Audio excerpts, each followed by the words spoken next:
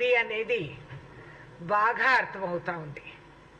ఓడిపోతున్నామనే భయ ఆందోళనలో మదించిన ఏనుగు గద తొక్కివేసినట్లు దేశ సంస్కృతి సాంప్రదాయాల్ని అన్నిటినీ కూడా తొక్కివేసే ఈ ప్రధానమంత్రికి నేను సవాల్ చేస్తున్నా. అసలు దేశ చరిత్రే తెలియని వ్యక్తి 70 సంవత్సరాల్లో ఏమీ జరగలేదు అని దేశ ప్రధానమంత్రి మాట్లాడగలిగిన వ్యక్తి, ఆయనకి నిజమేం తెలుస్తుంది? కాంగ్రెస్ ఏం చేసింది ఈ దేశానికి, ఏ పునాదులేసి ఆ పునాదుల పైన నువ్వు నిలబడి మాట్లాడుతున్నావు అనేది మర్చిపోయాడా? కాంగ్రెస్ మేనిఫెస్టోలో ఏముందో ఆయనకి తెలుసా? తెలిసే మాట్లాడుతున్నాడా, తెలియక తప్పు మాట్లాడుతున్నారా? నేను ఆయనని డైరెక్ట్ సవాల్ చేస్తున్నాను. మీరేమన్నారు? పేదవాడికి నేను ఇస్తాను, 15 లక్షలు తెస్తాను, దేశాన్ని దోసుకున్నోళ్ళని వాపస్ తీసుకొస్తాము, 16,00,000 కోట్ల రూపాయలు నువ్వు కేవలం నీ స్నేహితులు బిజినెస్ మెన్ది నువ్వు తుడిచివేశావు. ఇవాళ రోజు ఆ డబ్బులతో భారతదేశ వ్యాప్తంగా మీరు రైతులకు అందజేసింటే ఎటువంటి రుణం కూడా వాళ్ళకి మిగలకుండా ఇవాళ బతుకుండేవాళ్ళు, ఆత్మహత్యలు ఆగిపోయిండేవి. కానీ లేదే, 1,600 lakh crores you have wiped out. మీరు తుడిచివేసిన వాళ్ళు ఇవాళ మీరు ఏం చెప్తున్నారు? ఎందుకు ఆ నిధులు మీరు ఇవ్వలేకపోయారు? పేదరికానికి మీరు అది ఎందుకు ఉపయోగించుకోలేకపోయారు? అండ్ ఇవాళ మాట్లాడితే హిందూ ముస్లిం మాట్లాడతారా? ఛీ! కొంచెమన్నా కాన్స్టిట్యూషన్ ఏమిటి, దేశ చరిత్ర ఏమిటి, కాంగ్రెస్ పార్టీ వేసిన పునాదులు ఏమిటి అనేది అవగాహన ఉండింటే, ఈ దేశ చరిత్ర గురించి చదువుకొని ఉండింటే ఈ విధంగా మాట్లాడుండేవారు కాదు. ఒక దేశ ప్రధానమంత్రి విచ్చలవిడిగా అసత్యాలు పలుకుతూ ఈ యువకులకి మీరు ఉద్యోగ అవకాశాలు కలిగిస్తామని చెప్పి ఇవాళ మీరు దానిపైన నోరు మెదపటం లేదు. కానీ అసత్యం పైన అసత్యం, నిద్ర లేస్తే అసత్యం. హిందూ మహిళా మాంగళ్యాల్ని, మంగళసూత్రాల్ని ముస్లిం సోదరులకు ఇస్తామని చెప్పి ద్వేషాలు పెంచి రగిలే మంటలు సృష్టించేదానికి మీరు ట్రై చేస్తున్నారు. భయపెట్టించి ప్రజానికాన్ని భయ ఆందోళన సృష్టించి మీరు చేసేది కంప్లీట్లీ హేట్ స్పీచ్. ఇంత అసహ్యము, విరక్తి ప్రజల మధ్యలో సృష్టించేది దేశ ప్రధానమంత్రి అంటే ఏడవాలా నవ్వాలా అనేది అర్థం కావటం లేదు. హిందూ ముస్లిమ్స్ మధ్యలో ద్వేషాలు పెంచి మీరు ఈ విధంగా చిచ్చు పెట్టి ఒక మహిళా మాంగళ్యానికంటే యావత్ భారతదేశంలో ఉన్న ఇన్ని కోట్ల మహిళల్ని మీరు అవమానపరిచిన వారు. ఏ కులంలో ఏ మతంలో అయినా కూడా మాంగళ్యం, మంగళసూత్రం అనేది విడివిడిగా వేరే రకాలున్నా కూడా సుముహూర్తాలు పెట్టి వివాహం చేసుకున్నోళ్ళు దానికి ఎంతో విలువ అందజేస్తారు. ప్రత్యేక కార్యక్రమాలు ఏర్పాటు చేసుకొని మాంగళ్యాలు కట్టుకుంటారు. అంటే మీకేం తెలుస్తుందిలే ఆ విలువ? మీరు కట్టిన మాంగళ్యం ఉరితాడుగా మారిపోయి నా తోటి మహిళ పాపం ఎక్కడో దిక్కులేని ఆమె బతుకుతా ఉంది. మీకు ఆ మాంగళ్యం విలువ ఏం తెలుస్తుంది ప్రధానమంత్రి గారు? నేను ఇస్తా ఉండే సవాల్ మీకు, do you know the value of what a మంగళసూత్రం ఇస్? హిందూ మహిళలు మంగళసూత్రాలు ఎవరో ఇచ్చేస్తామంటే అంటే you are insulting me as a Hindu women. నా మంగళసూత్రం తీసే ఓపిక, తాకత్ ఎవ్వరికి లేదు. నేను చచ్చిపోయే వరకు నా భర్త ఆయుష్ ఆ మంగళసూత్రం 3 ముళ్ళు నా మెళ్ళలో ఉంటాయి. తెలుసా మీకు? మీది కూడా పాపం ఒక మహిళ మెడ చుట్టూ ఉంది. మీరేం మాట్లాడుతున్నారండి? హిందూ మంగళసూత్రాలు, మహిళా మంగళసూత్రాలు దానం చేస్తే ముస్లిమ్స్ అందజేసుకుంటారా? అటు ముస్లిమ్స్ ని ద్వేషిస్తున్నారు, ఇటు హిందూస్ ని ద్వేషిస్తున్నారు. మీరు మహిళలను అవమానపరిచారు. You have to apologise. దేశవ్యాప్తంగా నిలబడి నిజంగానే నువ్వు మగవాడివి, నీలో మంచితనం ఉంది అంటే నిలబడి మీరు అపాలజీ చెప్పుకోండి. ఐ వాంట్ ఎలక్షన్ కమిషన్ ఏ చట్టం కింద దీన్ని మీరు ఏం శిక్ష చేస్తారనేది నేను అడుగుతున్నా. సుర్జేవాలాగా 48 గంటలు మాట్లాడకూడదని చెప్పారు, ప్రచారం చేయకూడదని చెప్పారు. You have to stop prime minister from canvassing at all. పూర్తిగా మానేసేయండి. Let me see what the election commission is going to do. What action election commission is going to take. This is a hate speech. This is a divisive speech. And this is insulting the women of this country.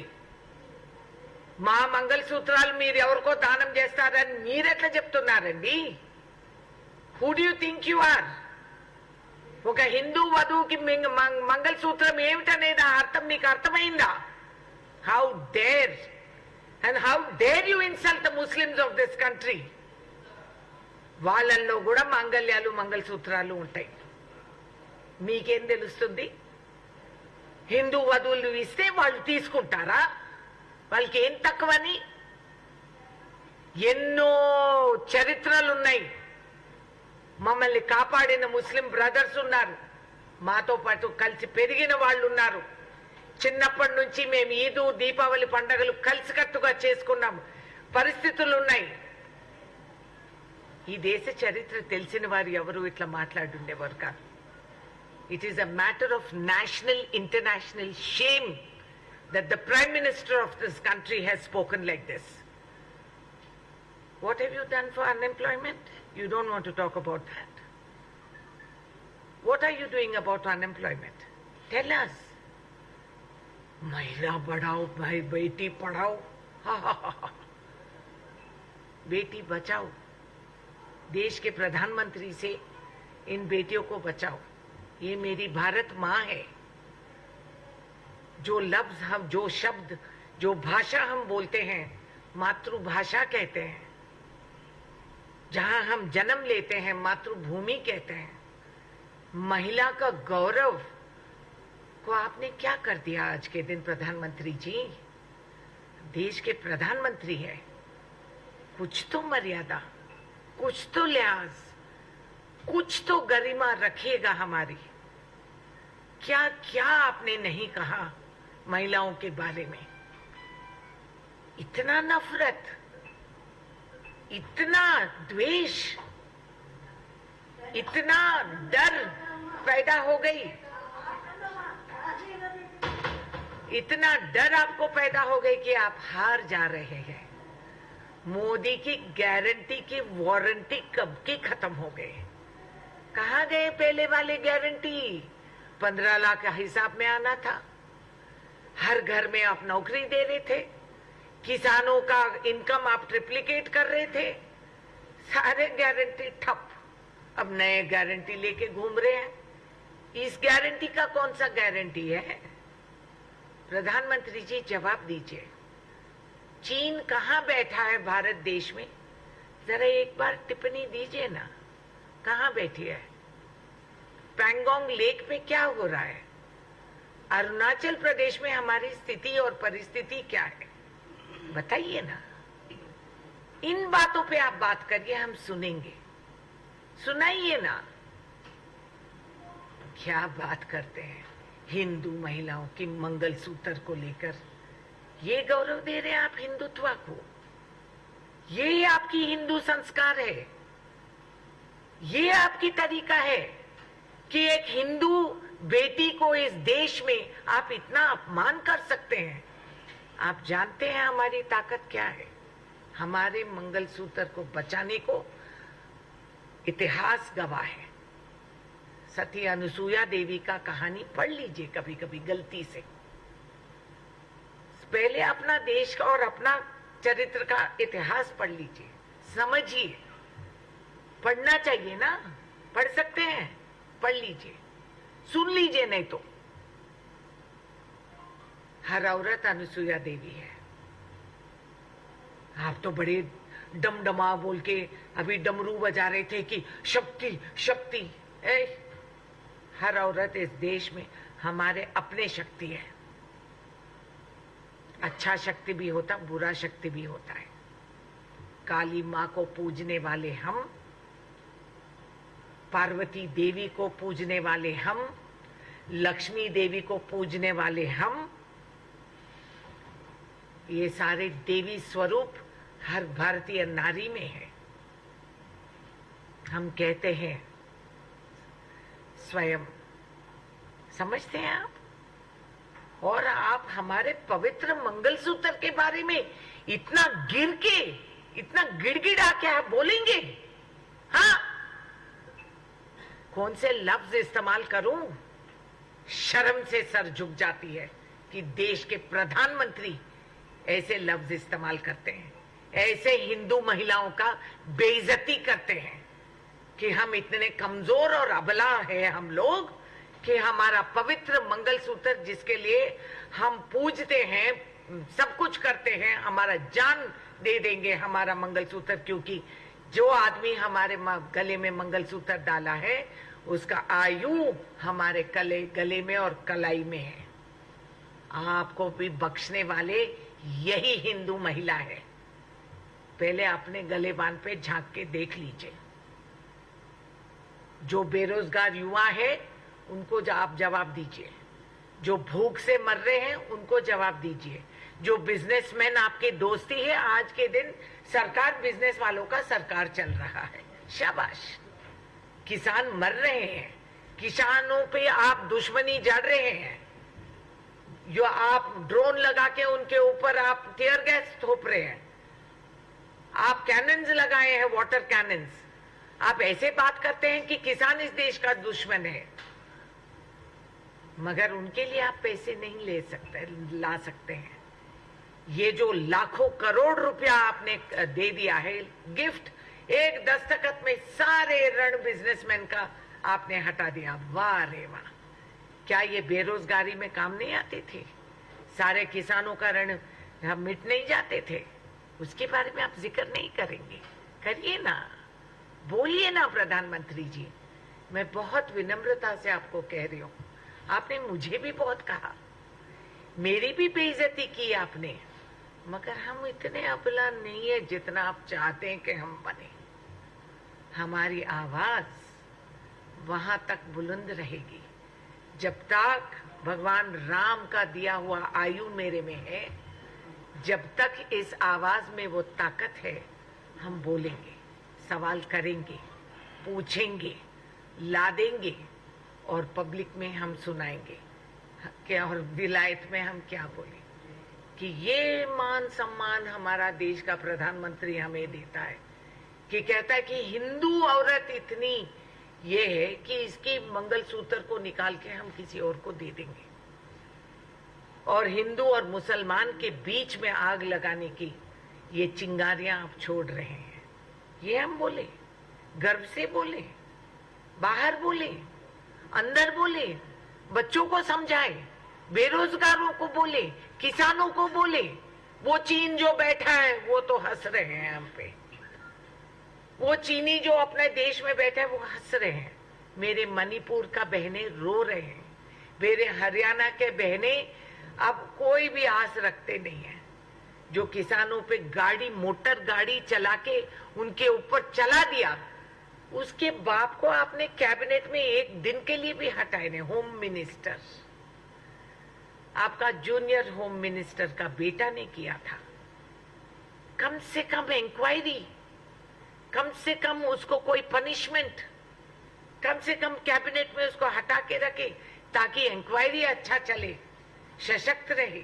नहीं, नहीं ना, आपके लोग गलतियां करते रहते हैं और आप तो गाना गाते रहते हैं, कपड़े बदलते रहते हैं, डायलॉग सुनाते रहते हैं, होता कुछ नहीं। तो मैं आपको बता रही हूं बड़ी विनम्रता से, हिंदू महिला को इतना कम मत सोचिए। हमारी मंगलसूत्र कैसे रखना है और क्यों रखना है हम जानते हैं। हिंदू महिला का मंगलसूत्र निकालने का ताकत किसी को नहीं है प्रधानमंत्री जी, आपको भी नहीं। आप क्या जाने इस मंगलसूत्र का वैल्यू क्या है, आप क्या जाने। कभी देखें, कभी सुने हैं कईयों का मंगलसूत्र गले में फांसी का फंदा भी हो जाता है, एक बेचारी औरत भुगत रही है। तो इसीलिए मैं कहना चाह रही हूँ, बेरोजगारी पे बहस करिए, आइए प्रेस लगाइए, मैं भी आऊंगी। इस देश के इतिहास पे आप लगाइए, मैं भी आऊंगी। भविष्य का क्या है, डायलॉगबाजी नहीं चलेगी, बुनियाद होनी चाहिए। आपने क्या बुनियाद बनाए? आपने इतने बिजनेसमैन का लोन क्यों वेव करे हैं? हमें समझाइए ना, हमें समझाइए। ये बिजनेस वाली सरकार गरीबों के बारे में सोचती नहीं है। कहते हैं कि गरीबी हमने इतना हटा दिए, मगर दूसरा मंत्रालय क्या कह रही है कि इतने गरीबों को हमने खाना बांट रहे हैं, हम राशन दे रहे हैं। तो ये इसमें दोनों में तालमेल होता नहीं है।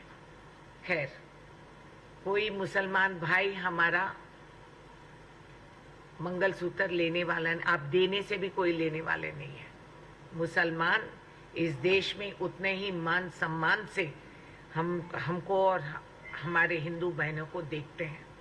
मैं गर्व से कहूंगी इस बात को कि इस भारत माँ में मुसलमान रहते हुए हकदार होते हैं, आपकी मेहरबानी पे नहीं जीते हैं। संविधान में और इस देश के आजादी में, और जो हर बच्चे गुनगुना के गाते हैं, सारे जहां से अच्छा हिंदुस्तान हमारा, एक मुसलमान ने लिखा था। प्रधानमंत्री जी जरा सीख लीजिए, पढ़ लीजिए कभी कभी। यही मेरी विनम्र आवेदन है आपसे, और हमें बख्श लीजिए। बहुत हो गया, डरा दिए, मरा दिए, करवा दिए, पिटवा दिए, मरवा दिए, हाँ, दलितों को हिला दिए, झुला दिए। वाह वाह वाह वाह वाह, बस बख्श लो, इस देश को बख्श लो, इस संविधान को बख्श लीजिए, बख्श लीजिए। यही मेरा वेदना है। Of course, election commission must take recognition of this. ఏమండి, ఇంతకంటే చిన్న మాటకు చెప్పిన వాళ్ళనేమో మీరు 48 గంటలు ప్రచారం చేయకూడదని చెప్పిన వాళ్ళు, ఒక మహిళ పైన మీరు అవమర్యాదగా మాట్లాడినారని చెప్పి చట్టం అమలు చేసిన వాళ్ళు ప్రధానమంత్రి పైన ఏ చట్టం అమలు చేస్తారు? I'm waiting to see. ఇది ఫ్రీ అండ్ ఫెయిర్ ఎలక్షన్ అనేది మనం భావిస్తే, I want to see what action election commission will take. Only then I can believe that this will be a free and fair election. మీరు of course మేము ఇస్తామండి, ఇక్కడ నుంచి government will give, అక్కడ నుంచి కేంద్రంలో కూడా they have already approached election commission. We're not going to keep quiet.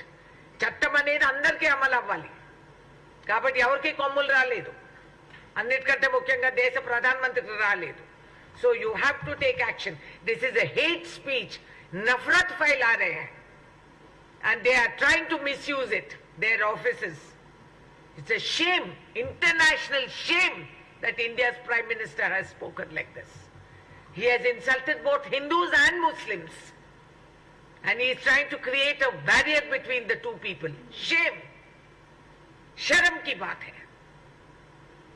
Madam, the DRS is saying that the delay in announcement of candidates for Khammam, Karimnagar and Hyderabad is a matter of connivance between Congress and BJP, and at the same time the BJP is saying it is a connivance between the Congress and DRS. They can all talk about connivances because they are the masters and authors of connivance. So naturally, they are wearing those glasses, they will see connivance everywhere. We don't have to answer BRS or anyone.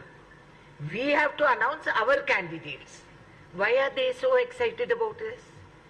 ऐसी क्या जल्दबाजी है? इनको क्या problem है? You focus on your election ना. तुम्हारा candidates है ना, तुम वरी करो, कहीं तुम बी फॉर्म देने के बाद भी वो बदल ना जाए.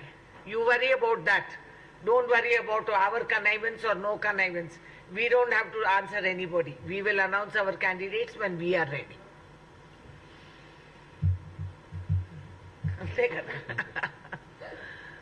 Any other questions?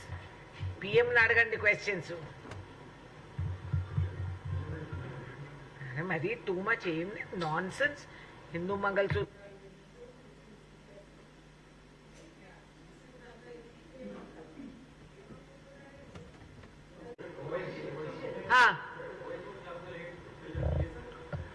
listen, hate is a phenomena that has to be universally condemned. Hate anedi we don't talk to terrorists for that reason. There is no religion or barriers in hate. అందుకే we don't call terrorism by one community. There is no one community. Hatred is there in all mankind. And so అది contain చేయాలంటే whether OIC is speaking hate, he should be condemned. There is no anyone who talks about hate, who creates hate amongst people. I don't think OIC has talked about Hindu women's Mangal Sutras till now. I don't think so.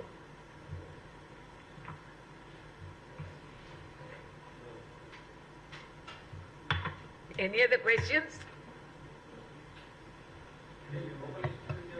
చెప్పండి, local ఏంటి focal ఏంటి? ఇది కొత్త ఏంటంటారా దీంట్లో? నేను ఎప్పుడు చెప్తా, if you can rule Khammam you can rule all India. అవునా? ఖమ్మం అంటే ఏంటో అప్పుడు అందరికి అర్థమవుతోంది. So don't worry, Khammam will be in control and Congress will win in Khammam. నేను ఇక్కడ ఉన్నాగా. ఐఎమ్ గివింగ్ మోదీ గ్యారంటీ కాదు, ఇది Renuka Chowdhury guarantee. Congress will win in Khammam. Khammam జిల్లా ఇస్ కాంగ్రెస్ జిల్లా. నేను ఎవరికి ఇస్తే బాగుంటుంది? నాకు ఎవడు చుట్టం కాదు, ఎవడు కొట్టం కాదు. దాంట్లో నా కూతురు లేదు, ఎవరు లేరు. నేను కార్యకర్తలు మాకు కంఫర్టబుల్గా ఉండే క్యాండిడేట్ ఎవరు వస్తే వాళ్ళని మేము గెలిపించుకుంటాం. అధిష్టానం నిర్ణయం మేము పాటిస్తాం. అదే మా పొగరు. ఎవరు వచ్చినా మేము గెలిపించుకుంటాం. అదే ఎప్పుడు చెప్పిన దాన్ని చేసి చూపెట్టాం కదా. ఇదే కొత్తగా మీరు అందరూ కూడా హిస్టరీ, మీరు కూడా ప్రధానమంత్రిలాగా మీరు గత చరిత్ర గుర్తుపెట్టుకోరు, చదువుకోరు. ఇది ఫస్ట్ టైం ఆ ఖమ్మంలో 9 సీట్లు రావటం. ఎంతమందిని ఎన్ని సంవత్సరాలు గెలిపించారు? మీకు అసలు ఒక షీట్ ప్రింట్ చేసి ఇవ్వాలి వీళ్ళకి. నేను ఓడిపోతే ఏముంది, సీట్లు గెలిచామా లేదా, ఓటు పర్సంటేజ్ గెలిచిందా లేదా. అయినా నాకు 4.5 లక్ష ఓట్లు వచ్చాయి, పైసా పంచకుండా, 6 మంది ఎమ్మెల్యేస్ లేకుండా, స్టార్ క్యాంపెయినర్ లేకుండా, మీడియా సపోర్ట్ లేకుండా.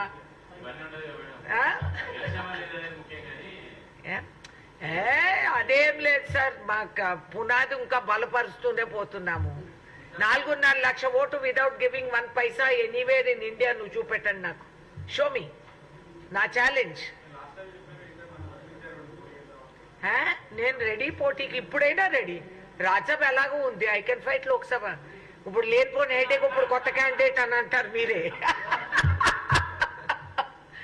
నేనే పోటీ చేస్తాను, ఏముంది, సరదాగా తిరిగేస్తాను. నేను తిరగనక్కర్లేదు కూడా. నామినేషన్ వేసిన మరో క్షణం I will win. Rajya Sabha seat లాగా సునాయాసంగా లోక్సభ సీట్ ఖమ్మంది. So there is nothing to worry. తర్వాత చేసుకుందాం, ఇప్పుడేమవసరం. అయ్యా 17కు 17 గెలవాలనే ఆలోచనతోనే రంగంలో కాలు దూకుతున్నాం. సో మా ఫోకస్ ఇస్ 17 సీట్స్. ఎంత ఏమి అనేది మీరు టీవీ సీరియల్స్ నడిపేదానికి మీకు అవసరం, నాకు కాదు.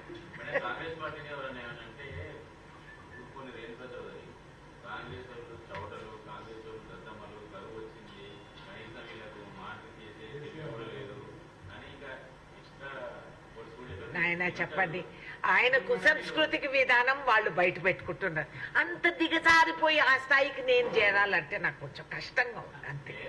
ఎందుకంటే ప్రధానమంత్రి ఎవడో అంటే నేను సవాల్ చెప్తాను, కానీ ఈ చిల్లర పట్టి ఇవన్నీ నేను జవాబులు.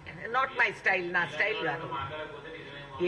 ఎవడు అనుకుంటాడంటే అంత దౌర్భాగ్యులు మూర్ఖులు ఎవరు లేరు ప్రజల్లో. ఓట్లు అందుకే అటేయలేదు, ఇటేశారు సారు. వాళ్ళు చాలా తెలివైన వాళ్ళు కాబట్టి ఓటు ఇటేశారు.